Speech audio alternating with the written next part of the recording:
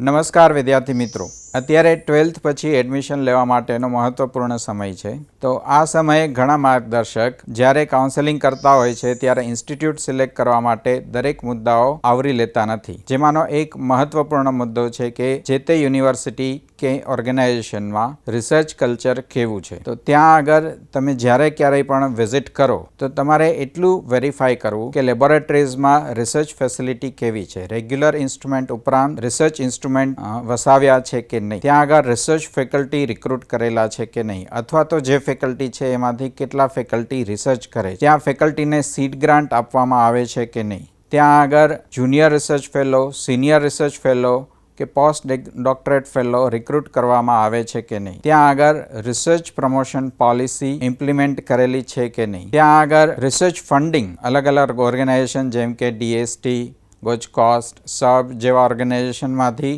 Research funding મળેલું છે કે નહીં, ત્યાં આગળ એ લોકોને પબ્લિશ કરેલા પેપર યુનિવર્સિટીના કેટલા છે. અહીંયા હું એક ફક્ત ડેમો આપીશ કે જો તમે scopus.com એક ઇન્ડેક્સિંગ ડેટાબેઝ છે, scopus.comની વેબસાઇટ ઉપર જશો અને ત્યાં લોગિન કરી અને ઓર્ગેનાઇઝેશનમાં જાઓ. જેમ કે હું અહીંયા આગળ ટાઈપ કરું કે મારવાડી યુનિવર્સિટી, તો અહીંયા દેખાય છે કે મારવાડી યુનિવર્સિટીના અત્યાર સુધીમાં 2400થી ઉપર પબ્લિશ થયેલા પેપર છે. એવી રીતે તમે ઓથરમાં જઈ શકો, જે કોઈ ફેકલ્ટીનું નામ લો, એ ફેકલ્ટીનું નામ અહીંયા તમે આ રીતે ટાઈપ કરી શકો. ફોર એક્ઝામ્પલ હું મારું ટાઈપ કરું છું વોરા તારક, તો અત્યારે મારા 25 પેપર દેખાડે છે. તો એવી રીતે જે તે યુનિવર્સિટીના સારા ફેકલ્ટી હોય એમાંથી કોણે આ ટાઈપના ઇન્ડેક્સ પેપર પબ્લિશ કરેલા છે. તમે એ પણ વેરીફાઈ કરી શકો કે સ્ટુડન્ટને રિસર્ચ કરવા માટે શું સપોર્ટ આપવામાં આવે છે, કોઈ ફંડિંગ આપવામાં આવે છે કે નહીં, આ ટાઈપના રિસર્ચ રિલેટેડ ઇકોસિસ્ટમ ત્યાં આગળ છે કે નહીં એ વેરીફાઈ કરવું જરૂરી છે. તો મારી તમને નમ્ર વિનંતી છે કે